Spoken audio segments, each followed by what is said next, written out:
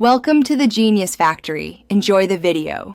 You begin by making sure the AirPods are active and paired because the touch controls live in the device settings. Once paired, open Settings and tap Bluetooth. Find your AirPods in the device list and press the info icon. Make sure AirPods are in your ears or case as the system may present different options when connected. This ensures you can see the gesture assignments. Now you're ready to change the touch behavior. Don't skip connecting first, or the options won't appear. You'll now modify the actual gestures. Choose left or right AirPod in the info screen to view assigned actions. Tap the current action and set it to off if you want no response, or select an alternative like play/pause, next, previous, or Siri.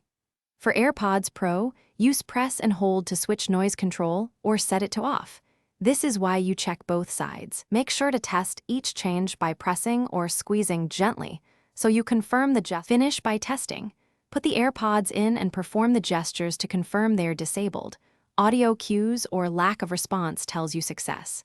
If a gesture still works, reset the AirPods by forgetting the device in Bluetooth, then repair, because a reset clears misapplied settings.